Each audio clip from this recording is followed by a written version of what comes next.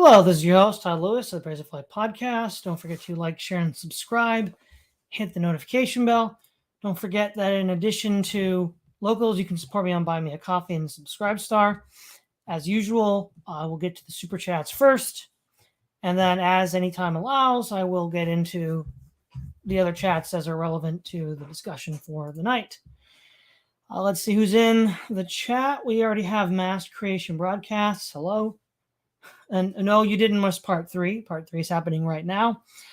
So today's episode is going to be about those who won.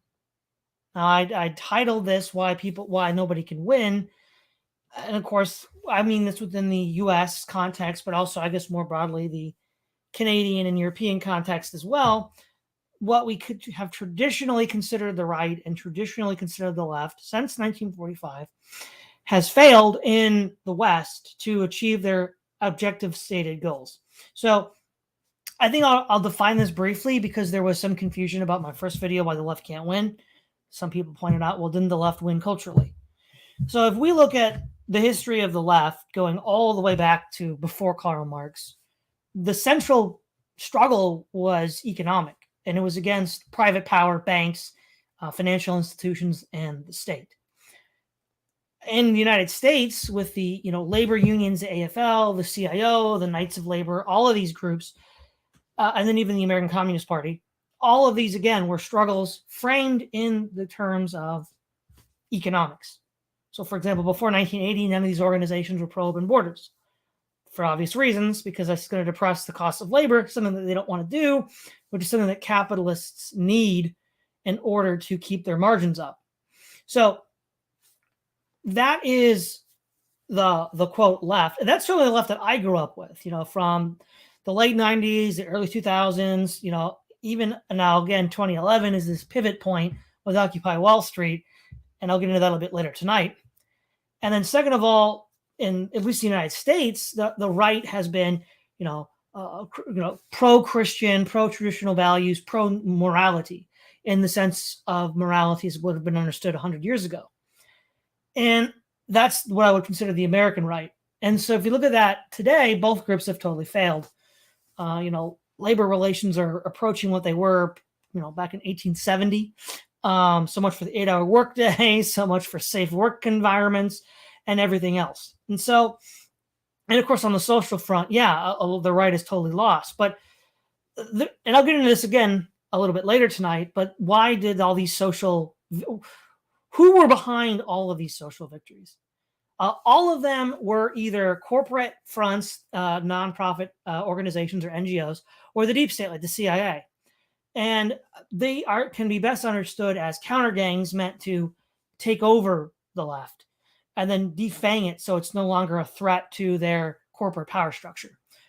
So let's see who's in the chat. We have Minoan, Cyber Ninja Zero, GF, Mike Alpha, Voltra, Witticism TV, and D Reverent. Well, hello everybody. We got a full queue. Okay, so we're going to divide this into broadly 3 categories. Who is the they, who won? How did they beat the right, and how did they beat the left?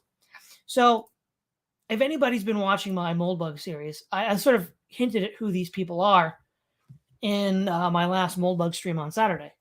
And I also did a video last year, I think it was last year, with Morgoth's review, discussing the Anglo-American technocratic establishment. So who are the they? They're the new money, the Rockefellers, the Carnegies, the Fords, the Morgan Chase. We could say in socialist Marxist terms are the bourgeoisie. We could say that they're the elites.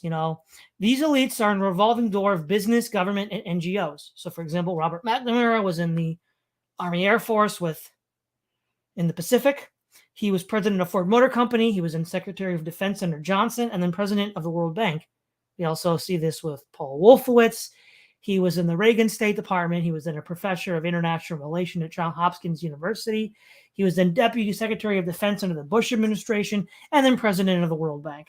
So whether it's a bank, government position, an educational position, a nonprofit position, these people are all in this revolving door together in this incestuous relationship. So their goal is the technocratic world government as described by H.G. Wells in The New World Order and the Open Conspiracy, Aldous Huxley in Brave New World, Bertrand Russell and the Scientific Outlook, and the Impact of Science on Society. And so what I would argue, and I have argued, is that the Marxian critique of the bourgeoisie, while true as far as it goes, doesn't go far enough. And that the ultimate power isn't even financial at this point, it's technical. So that's where you get this Ellullian perspective that technique is something that's over and above even the communist and capitalist threat during the Cold War, in which he wrote his book on technique. Their goal is the total triumph of technique in a sophisticated control grid. So the laws of the land are rigged in favor of the banks, the large financial interests, and also, of course, the state and technical interests at the expense of the petite bourgeoisie and the proletariat, the rest of us. And so the game is not fair. Playing by the rules will get you nowhere. And many people are seeing this now more than ever, especially in light of the economic downturn that began really in 2007 with the housing crisis, which hasn't really stopped. It's only gotten worse. And then, of course, you had the economic downturn in 2020, which was really bad. And we don't need to go into all that. But I think most of us in the audience sort of know what the goal for that was. How do these people maintain control? They maintain control, one, through financing education institutions. Two, creating nonprofit fronts. And three, the carrot of prizes and renown. So when a school or university gets money to upgrade their computers or equipment or build a new wing or get a new curriculum or just, make updates, they can get money from these nonprofit institutions. But strings come attached. Make sure you teach this. Make sure you hire this teacher. Make sure you conform to our ESG scores. The Bill and Melinda Gates Foundation, the Ford Foundation, the Rockefeller Foundation, and many others groom the right kind of men to be their agents in the broader society. So a really good example of this, now this is true for all professions, but I'll speak of the one that I got started in, history. So history became captured by these people after World War II. There was, in the late 30s, the American Historical Association, the AHA, which was basically a nonprofit organization front for the Rockefellers to control the accrediting of historians throughout universities in the United States. And they were largely successful. The goal of this, they revealed in 1946 in their annual statement, was to prevent any sort of journalistic debunking of the Second World War that happened after the First, which led to people knowing about the money interests that brought America into World War I. And so that also has been largely successful. And so all of the people that are in positions of teaching authority anywhere in the university system today in the United States, and presumably in Europe, are people that have already been vetted through these nonprofit organizations because they're considered prestigious, they're considered the gold standard, and then people go through them. And so when an institution wants to hire somebody, they're like, oh, hey, look at this guy over here. He's got this credibility from this prestigious institution. And of course, that then pre-vets everybody. I didn't know this when I went to college at the time. And so I ran into all of this. Now, that's not to say, of course, that everybody who teaches is somebody who has gone through these organizations. But the curriculum, what is supposed to be taught, what reasonable, right-minded people are supposed to think are what comes from these organizations. They've done this for medicine. They've done this for foreign policy. They've done this for art. They've done it for everything. And so in the so that's the one. That's the nonprofits. The third is the prizes, right? Carrot and the carrot.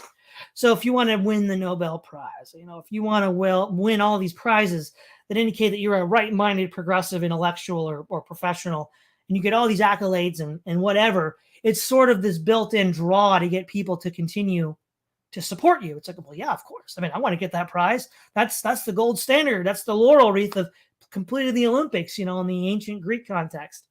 And so, but all that means is you've just been properly vetted. You've been a good little boy and done what you were told to do. Now, there was in the 1950s a congressional investigation by the Reese Committee, led by Norman Dodd, who in the 1950s, before it was ultimately shut down because powerful financial interests didn't want him to go any further, goes into this. Now, I'll post this later at the end of the episode in the comment section and pin it. Norman Dodd was interviewed before he died by Stan Monteith and G. Edward Griffin, where he basically outlines what he discovered in the process of the Reese Committee investigation. and how it was shut down, and the overall goals of these elites. And so the long and the short of it is, they asked the question: is there any means more effective than war to alter the life of an entire people? And they concluded there was no other means. And that this was before World War I. So they then plotted to bring America into the First World War in order to achieve social change. And of course, the end state of what they want, and I'll double back to where I started, is described by Aldous Huxley, H.G. Wells, and Bertrand Russell. This sort of technocratic dictatorship where there's a two-tiered class system. Russell goes into this. There's basically going to be at the elite level these highly educated, people living in the lap of luxury with modern technology, and there's basically going to be this large, in his words, coffee-colored skin mutt class that does all the work. And that was this two-tier goal. I mean, basically, what the Time Machine is with the Eloi and the Morlocks is a sort of like his projected future evolution of these two classes. The Eloi being the degenerate, weak, frail descendants of the elites, and the Morlocks being the industrial workers. So he's actually taking this. He's assuming that this is going to happen and then telescoping it hundreds of thousands of years into the future. And so ultimately, the other one is Carroll Quigley with his idea of the roundtables, which were basically from the Milner Group was a group of intellectuals that were in the government that were behind a lot of this. And so they were the ones that supported this push towards a sort of, if you want to call it that, a shadow government, in order to maintain, in this case, British hegemony. But of course, there was a corollary in the West. And so basically, the main way that this group of people interacts with the rest of the world is through a galaxy of alphabet soup institutions that basically push all sorts of beliefs that, of course, benefit them. They don't benefit us. And also pit individuals against each other. So it's the divide and conquer strategy as well. And so if we look at how they have amassed power, one, they've done it by, again, provoking these military conflicts, World War I, World War II, the Cold War, and all of these other things. Now, I have talked about some of the lead-ups to these conflicts in very early videos I did, 5 years ago. So you can feel free to go back and look at my discussions on World War I and World War II and how these wars were crafted and American entry was, managed in order not only to just change America, but also to change the world, right? And we see also this vision in Julian Huxley's basically propaganda piece for UNESCO, where he talks about this is the educational wing of the UN. And he's saying that this is why we need to have the UN. It's to have a one world scientific government where elites control human evolution, as he sees it, in order to avoid conflict. That's the goal. And a lot of these, NGOs and the UN and the US and other powers are involved in this. Now, this is a sort of practical, historical paper trail argument. Also, someone like, say, again, Norman Dodd, also Charlotte Iserby, she used to work for Ronald Reagan in his education department when he was actually in the process of abolishing the Department of Education before he did an about face. She also dug into some of this information, and they were talking about an ultimate merger with the U.S. and the Soviet Union. And when I first heard about this, I thought this is really strange. Why? What's the motive principle? Well, again, Jacques Ellul can explain. In a technological society, technique seeks to merge because it's the most, since efficiency is king, the most efficient thing to do is to synchronize all modes of production all over the world. So this merger with the Soviet Union wasn't so much a capitulation to socialism as, say, Dodd and Iserby thought, but more of a hostile takeover, where it's like, look, this is our industrial technical base, and you're going to conform to it, and we're going to take you over. That's, I think, a better way to read it. So then, let's look at the right. How did they defeat the American right? Well, really, the American right under the progressive era of from Woodrow Wilson to FDR was pretty much defeated. this all-powerful progressive democratic institution didn't really have a lot of serious opposition. I mean, hence that's why FDR got elected 4 times. But then the modern conservative movement was born in the Intercollegiate Society of Individualists, founded by Frank Chodorow, a libertarian atheist, whose president was William F. Buckley Jr. And of course, William F. Buckley Jr. then creates National Review. Now, why is this important? It shows us that individualism was a core premise of the post-war conservative movement. And as Ellul states in his On Technique, radical social plasticity, which is tearing people apart from their rooted organic identities of kin and religion and land and other social arrangements, makes them unable to resist economic forces. And so by having the ideology of individualism, you sort of create a mold for a socially plastic persona that you can get. See, you could use a bludgeon and just beat people into shape, but it's often more effective to get people to want to conform themselves to the shape that you want, right? As Huxley said in his interview with Mike Wallace, you can do anything with a bayonet but sit on it. And so rather than using the bayonet to poke people to force them into their little cog, like we saw in the USSR, they decided to use more subtle methods.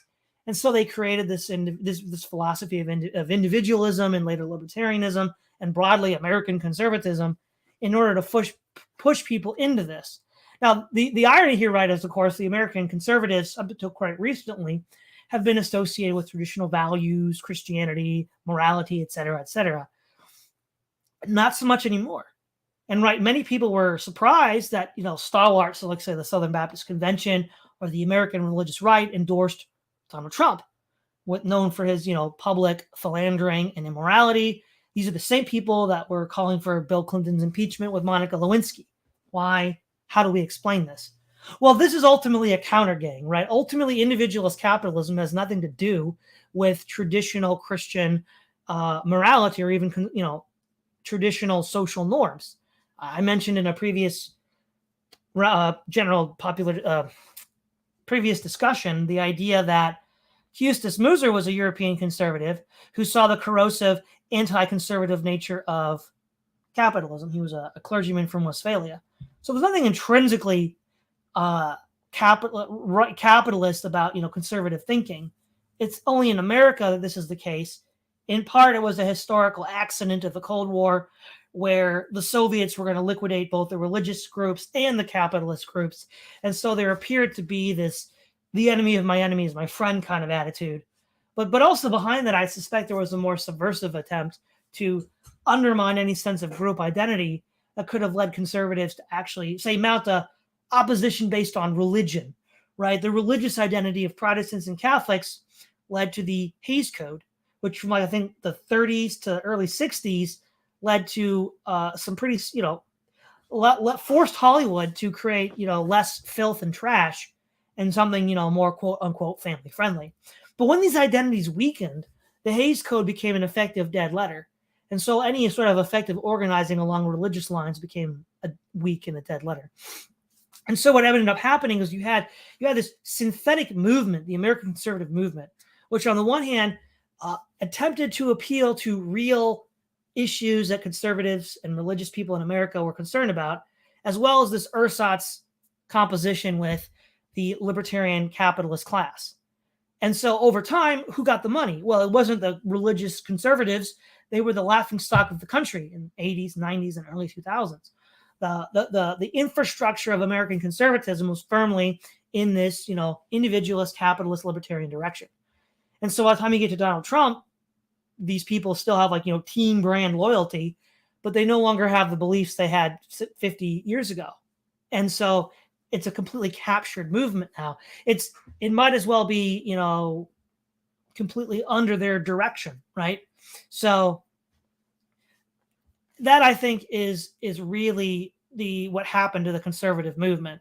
It's almost like we had the French mutiny in the trenches of 1917, and then nobody went back to work, i.e. defending our quote unquote cultural values, and then the whole front collapsed.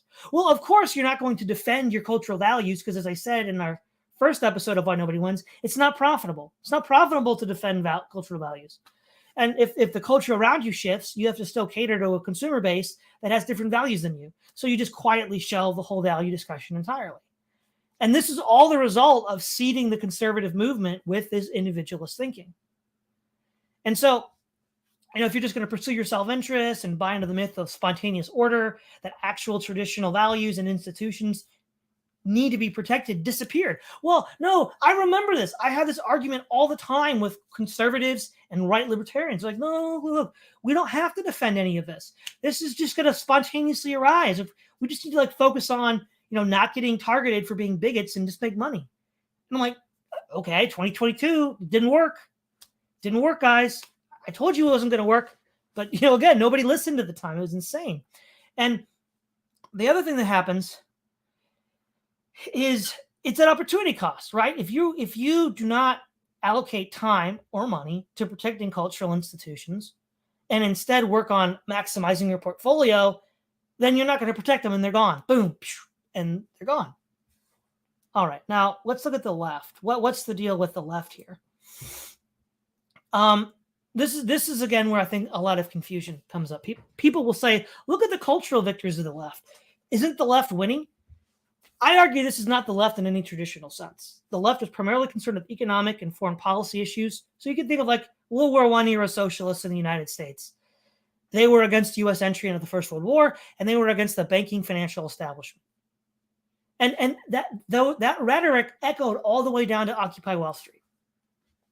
Again, by that point, there was a lot of identity politics involved. But, fine, we'll just keep going with that, right? So what happened? So as of 2022, the left has totally failed in this effort, right? Open borders are a thing. Corporate power is global and seemingly omnipotent. And U.S. imperialism is at fever pitch, especially in Eastern Europe right now. So most of these ideas that are the cultural or social left are either the result of the deep state or these NGOs. So Timothy Leary attributes the rise of drug culture to the CIA. The Laurel Canyon, which was the birth of many famous rock bands, including Jim Morrison, The Doors, whose father was in naval intelligence, George Stephen Morrison. A lot of these groups had contacts with the American intelligence services. What's up with that? Why would they be behind rock and roll? Well, of course, rock and roll was very subversive, for one thing, right? And we know that the Sex Revolution was funded by the Rockefeller Institute, who funded the Rockefeller Foundation, who funded the Kinsey Institute. We have the CIA Congress for Cultural Freedom, which was 1950, so a good decade before the 60s. And in Europe, in America, a lot of the avant-garde artists had connections with these people. Second wave feminism with Gloria Steinem had the CIA connection. I mean, there's a pattern here. None of this is organic, and none of this comes from areas we would traditionally associate with the left. This wasn't created by labor unions. This wasn't even created by universities. This was created by corporate think tanks or the deep state. And they eventually had a, quote, take. So who took over the universities, right? The hippies, the yippies, the boomers. But these were the people that were growing up in the 60s consuming deep state psyop propaganda. And so, yeah, by the time they take over the institutions, because the old guard dies, retires, they do what all humans do, they then take over. And then they use these institutions to push the message. But the message didn't begin in the universities. It began in the deep state and with these nonprofits. And so what then happens is this is, I think, what was important. So first of all, these are again, counter gangs in order to take over the left. Why was it that identity politics was pushed so hard, in order to get these people on board? Well, again, they wanted to cater, of course, to traditional left values of anti-imperialism, against the banks, blah, blah, blah. But they also wanted to plant a seed for a counter gang that they could then inflate to take over, which is identity politics. And so whether that's sexual identity, sexual preferences, racial identity, all of these things ended up taking over. Now what, so for example, as far as their motivating principles, I read this Saturday, but I'll read it again. from James Cunning's The Strawberry Statements, the radicals at the time knew that a lot of this was being propped up by the Rockefellers. He said we were also offered Rockefeller money. They wanted to make us a lot more. They wanted us to make a lot of radical commotion so they can look more in the center as they move to the left. So again, a lot of these on the street radicals were being financed by the Rockefellers in order to push the Overton window. Again, the money trail just goes all back to these moneyed interests. And, again, this alliance of the Fords, the Carnegies, the Rockefellers, the DuPonts. And in Europe, you can include groups like the Rothschilds, the City of London, right? All these other groups were also eventually, after World War II, even the Habsburgs. I mean, Otto von Habsburg, one of who the libertarians have to trot out for being a friend of Mises, was in favor of the Kalergi plan. And, I think most people in this audience know what the Kalergi plan is about, and it's something that alt-right and other groups are certainly not favorable to. But the Habsburgs are like, yeah, fine, Federal Europe, Kalergi plan, it's all good. Like, they're in on this, right? Because they're all amalgamating into this central node of control. And so we then see that 2011, I think, was a really important point for speeding this up. Yes, you had the free market libertarians and the traditional conservatives sharing the Republican Party. And yes, you had the traditional labor leftists with the woke leftists sharing the same party. But from 2007 to 2011, there was this really interesting moment where someone like, who's now a laughingstock, Cenk Uygur of the Young Turks, used to say that he supported the Tea Party insofar as they were criticizing the banks. Ron Paul was trying to reach out to open-minded progressives. And there was the germ of an alliance of like a centrist progressivism and a centrist rightism that was going to criticize the Federal Reserve and the banks. That was way, way too close to the real issue for these people. And so they started really doubling down on funding these counter gangs. On the right, you saw a huge push for libertarianism and quote unquote individual responsibility. That's where you get your Jordan Peterson's clean your room, as if that's going to help your position vis-a-vis being crushed by the banking elites. That's utterly nonsense. And then the wokeism of the left, the real reason why you feel, alienation is not because you're alienated from your labor, but because of racism or sexism or now, body dysphoria. No, I mean, any traditional leftist would have pointed to all of this and just said, this is the result of, private power in the banks. Of course you feel like crap. Of course you feel alienated because these people are crushing you, not because you have some disassociation with your body. I mean, that's some weird transhumanism woo-woo. And those things both got ratcheted up to like 11. And they totally took over their respective elements. The religious right is non-existent anymore in the Republican Party, more or less. And by the same token, any sort of like traditional pro-labor, anti-finance, anti-imperialist, open, closed borders left is gone as well. And so they've completely captured these groups.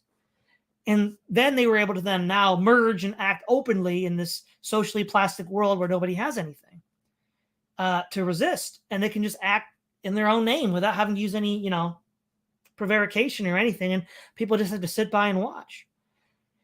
And again, this idea, too, that many people on the left never really understood is that even from its earliest origins, it was always a part of this hammer and anvil strategy with the financial elites to break up traditional societies. That's something that Baudrillard points out in Simulacra and Simulation, especially with this take on the Vietnam War. But we have a very real set of documentation with Spengler.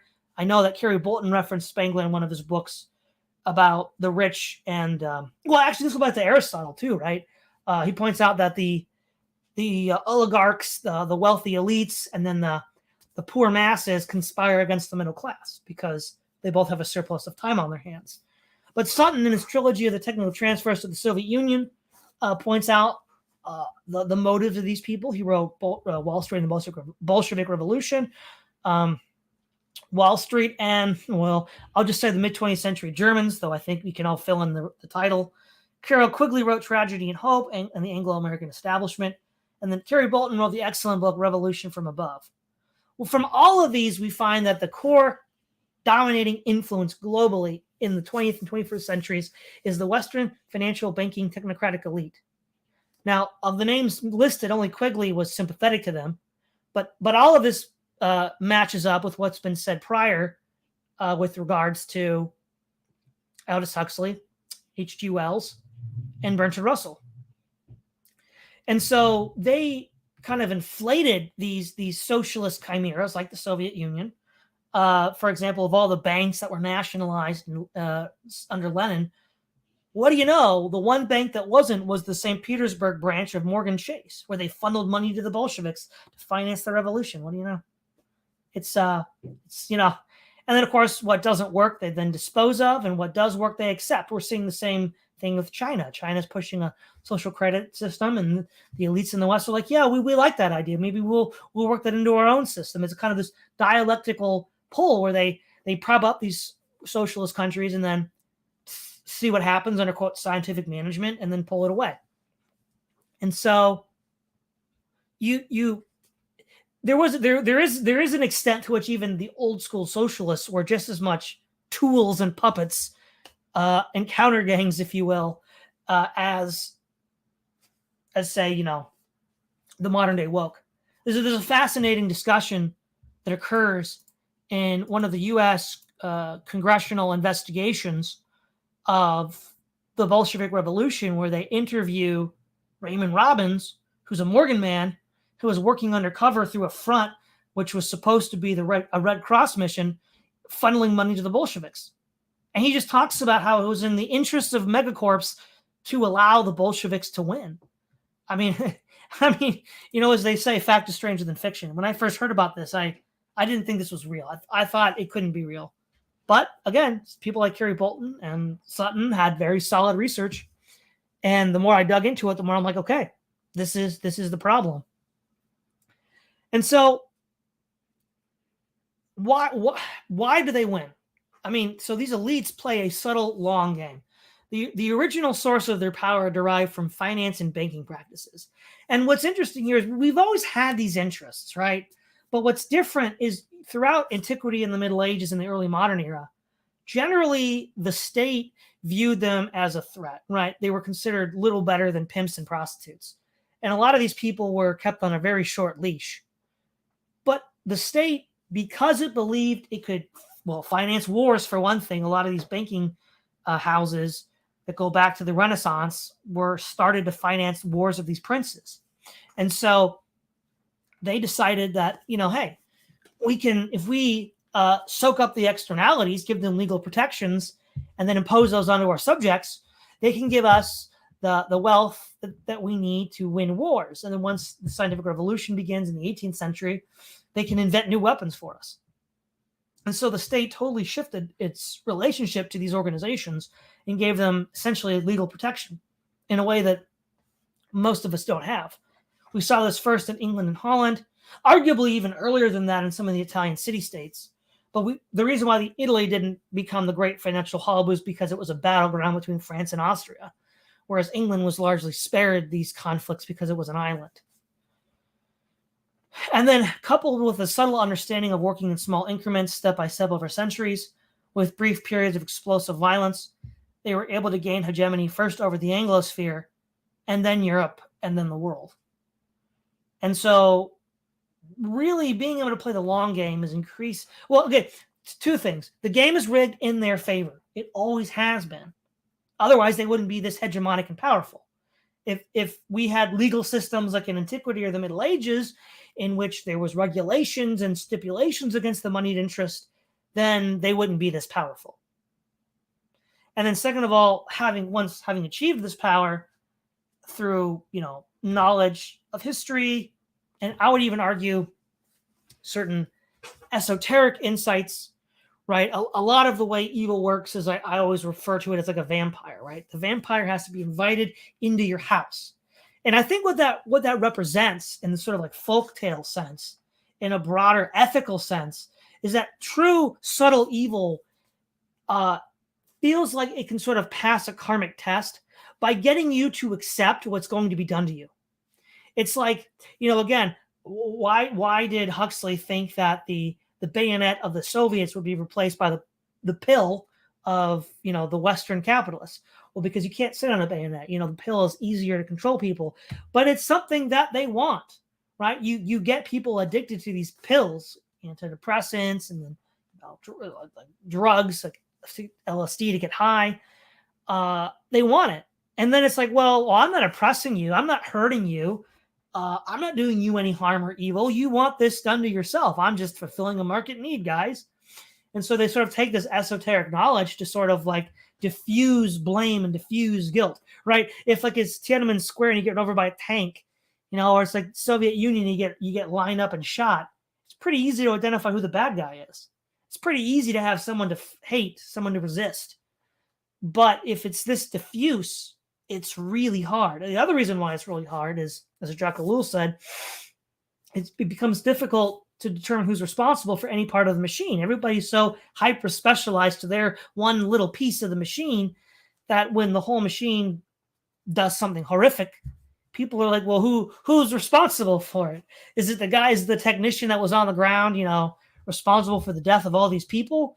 Or was it the engineer who came up with the standard operating procedure for the whole system? Was it the guy that built the system? Was it the guy that wanted the system used in this way? It becomes really difficult to figure out. It's like people don't know. And so it creates this web of ambiguity where you don't know who's responsible.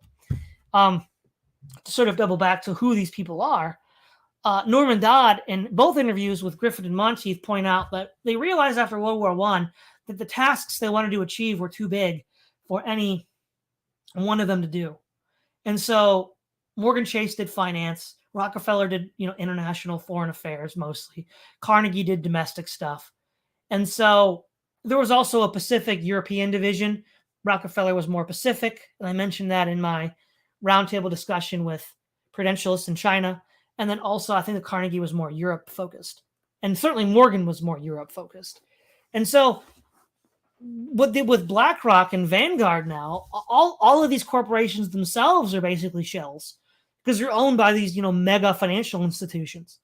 But really, it was always like this. They were always operating from the same playbook, working together. I think BlackRock and Vanguard are just a formalization of something that's already real. And so, yeah, I'm sure at some point somebody's going to say, hey, Todd, can you give me a reading list on the New World Order? And yeah, I should probably do that. But basically, the people in charge of the NWO is a bunch of new money. Like I said, the Rockefellers, Carnegies, Fords, DuPonts, Morgan Chase, Rothschilds. Also includes a lot of old money and old families. It's absorbed the English royal family. It's absorbed the Habsburgs. It's absorbed all of these groups. And so, yeah, that's the enemy. Then they're very intelligent, very subtle. They have a lot of money saved up. And they created these counter gangs in the right and the left. They eventually used to take over and remove any direct threat to themselves. And then also pitted them against each other to waste their energies. Because when they got close enough, 2011, when they finally got close enough to connect the dots and be like, yeah, our real enemy is the banks, that was too much. They then accelerated this conditioning with a more radical libertarian individual responsibility angle for the right and a more radical identity politics with the left. The other thing I want to add too, though, is an important part of this counter gang is what's called the proletariat nation. So many, and I'm using this. I'm saying this in a very technical sense. I don't mean this to be inflammatory, but the modern left has large segments which are fascist. Now, what do I mean by that? I don't mean this is a political slur.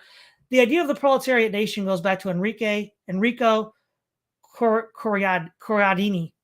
And he argued that Italy was a working class nation and England was a bourgeoisie nation. This was picked up by Mussolini.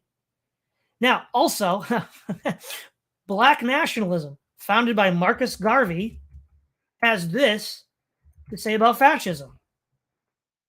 He said they were the first fascists and that Mussolini copied fascism from me, but the Negro reactionaries sabotaged it. So first of all, there already is a direct fascist connection to Black nationalism, even before the 60s groups like the Black Panthers and whatnot.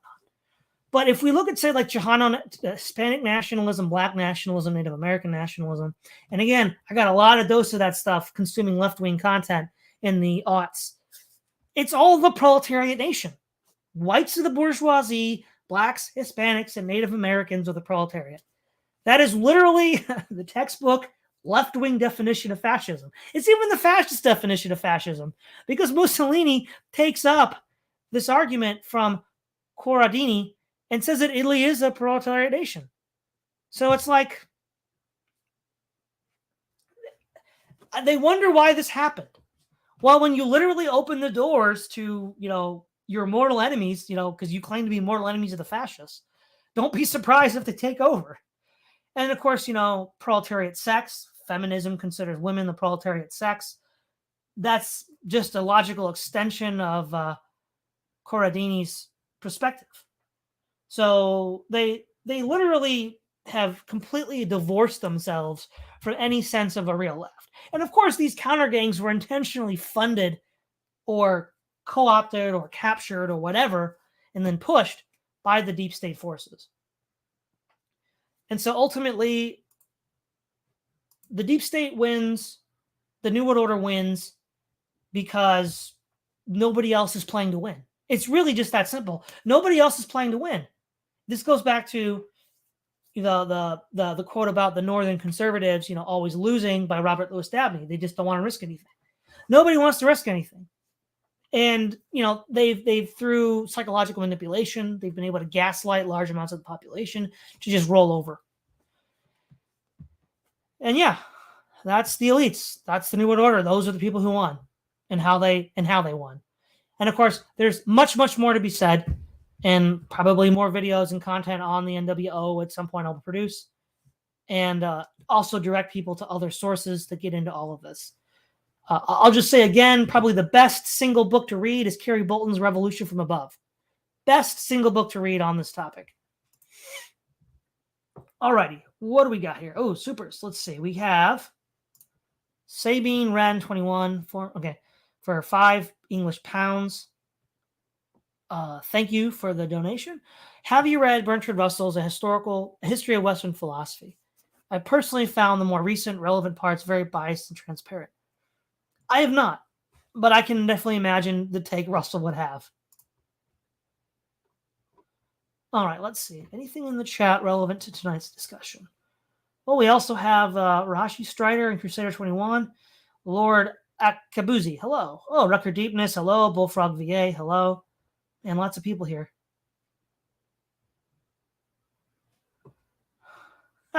Minoan, has Todd's stack of books grown since last week? I don't think so. Disappointed.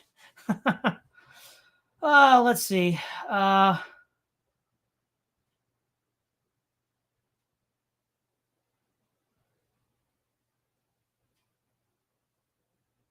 Minoan, Todd, if you know, have the numbers of nonprofits increased dramatically in the last 3 decades? Seems like it. Okay, so number of. Yeah, I definitely think, I don't have any statistics or econometrics on it or anything, but I do think that there is a increase in nonprofits. I mean, certainly there were groups that didn't exist before that need nonprofit support. So, for example, the Rainbow Brigade, they need their own nonprofits now. Okay, we have also, for $4.99 US, Paul Moosefoot. Thank you for the donation. Check out Alan Watts' No S. This talk reminded me of his talks, Cutting Through the Matrix. Well, thank you. I know who Alan Watt is. Thank you for recommending the documentary. Paul Moosefoot. Let's see here. Oh, yeah, okay.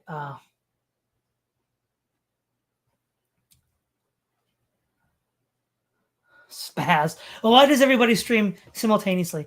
I know. I mean, look, I'm just trying to cut out of space, man. I know. I wish. Well, also, we're in millennial now, so there's going to be a lot of overlap and throttling because, he's the big name for the next 20 days.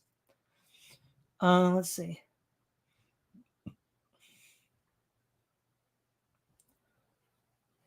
Witticism TV identity politics was implemented to derail Occupy Wall Street as well. Yeah, so you said that before I got to it, but yeah, I did eventually get to that.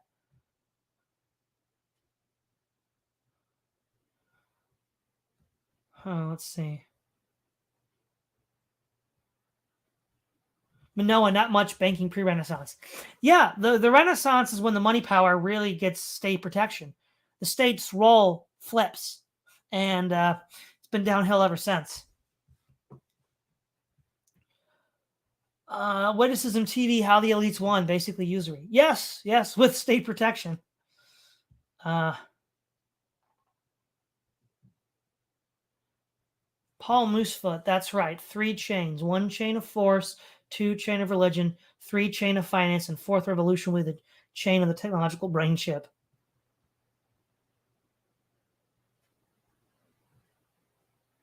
Minoan, I understand a little better why Todd wants to take the way of the dove. There's so much against us.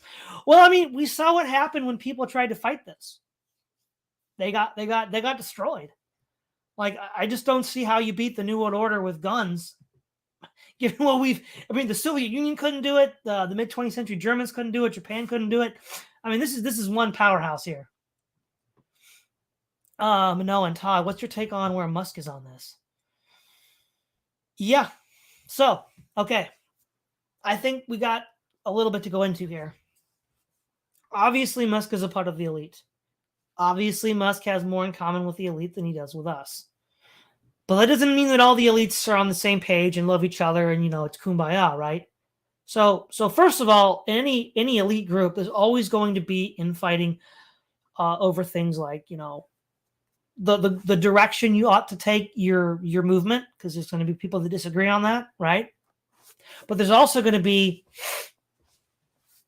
basically more petty disputes, personal disputes, ego disputes, romantic disputes.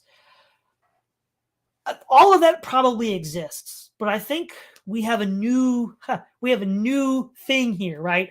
I think what's beginning to happen now is the elites are being hoisted up by their own petard. I've talked a lot about Baudrillard and hyperreality. Now that we're living in the state of hyperreality, where the thing is, I think what's happening is elite divisions are forming where each clique or even each individual is developing his own hyperreality. And if this continues to happen, you're going to lose elite solidarity, because they're ultimately going to all be creating their own hyperrealities as a natural extension of the world they've built, where we won't even be able to interface with each other. And so I'm going to tentatively say that Musk could possibly be one of his first stages of elite hyperreality breakdown, which it's a lot to chew on, everybody, but that's just a theory I'm throwing out right now. Cyberpunk International Affairs, lurking from the garage. Hello. Paul Moosefoot, Alan Watt died in 2021. RIP. Yeah, RIP indeed. GF. So if we are supposed to solve this, how cannot you use force, or how much peaceful power grabbing shall take place? Well, I've already sort of talked about in other episodes what I would call the way of the dove, or this sort of like a way of I'll use this as a preamble to a video that I eventually want to do on this concept of non-harm, non-violence, which in the Veda tradition is called ahimsa. It's one of the 5 yamas of the Vedas. It has a lot of overlap with the teachings of Christ. We see this especially with Buddhism and Jainism and certain aspects of Western philosophy and medicine. That'll be an episode probably sometime next year. Well, I'll go into a little bit more detail. Paul Moosefoot, glad to see you're carrying the torch, Todd. Thank you. I don't know what torch you mean, but thank you. Manoan, what was his schedule's nuts? Yeah, I mean, that guy does straight interviews all day for 20 days. That's each day. That's crazy. Cyber Ninja Zero, arguably Russia's doing it now. I don't know exactly what you're referring to. That was about 3 minutes ago. A lot's happened since then. Voltron, Russia would be a rival elite from without. We need to be a counter elite from within.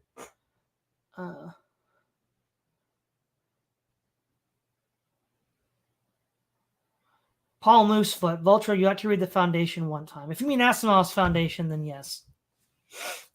Let's see, Vultra at Paul Moosefoot. I can still remember a bit of Asimov. Witticism TV, Musk has set up a rival castle or stole a castle away from them. Could be. Could be. Oh, Cyber Ninja Zero, I'm referring to defeating money power with guns. Well, if that happens, I think it's going to be China more than Russia. But yeah, I guess this is actually a good thing to end on here as well. While the money power seems omnipotent at the present, what's different now is that we are in the realm of hyper-reality. I mean, this goes back to the Bush administration, where they said that they created their own reality. If you become so utterly insane and divorced from the real world, even the maintenance of your industrial machinery, which is necessary for victory, becomes something that you can't talk about. So, for example, many on the dissident right have pointed out that the human capital quality has declined tremendously due to various factors, which ultimately fatally undermine any industrial society, which they're correct, I believe. But you can't say that, right? They're so committed to their own hyper reality, you can't admit that. And if you don't, if there are problems that you cannot admit exist, then you won't address them. And if you don't address them, they'll eventually bring you down. And that's what we called, when the Soviet Union collapsed, internal contradictions. And I think we're beginning to see that now. So let's see what else. Record deepness. I just read the Forever War. Maybe Foundation will be next. Vultra, China signing up with Saudi Arabia. That will signal the start of the end of the petrodollar. I think the other thing to point out here too is that China's success in all this is they've learned a lot of lessons that Germany in World War I, Germany and Japan of World War II, and the Soviet Union in the Cold War did not learn. And that's why I think China is a fundamentally different competitor. They understand the importance of the economy and rerouting the economy, right? So China's goal right now is to build the Belt and Road Initiative, which is to restore the Silk Road. And if anybody saw my Mackinder stream with Terminal Philosophy, Mackinder says that everything changes. In the Columbian Age, the Age of Exploration, begins in 1500, it ends in 1900. And of course, it's the seaborne trade that gives the primarily Western Europe, primarily England and the United States, and I guess prior to that, Spain and Portugal, so much power in the world. Whereas prior to that, most trade was the Silk Road on Asia. So China, India, Persia, and whoever controlled the Eastern Mediterranean, whether it be the Romans or the Turks, were quite powerful, right? And China knows this, and China's trying to go back to undo the last 500 years. And I think if they succeed with the Belt and Road Initiative, that completely upends the entire economic structure that buoys up the New World Order. And this is a level of strategic thinking in economic thinking and soft power thinking that the Germans, the Japanese, and the Soviets were not doing. So China's beating them at their own game is what's really going on. I mean, they're ridiculously authoritarian at home, with their control grid and everything like that. But like when they're doing their charm offensive around the world, they're sort of beating the NWO at their own game, basically. Let's see. Well, everyone, I think that's it for the night. Thanks everybody for tuning in. This is Todd Lewis of the Prayers of Fight podcast, signing off.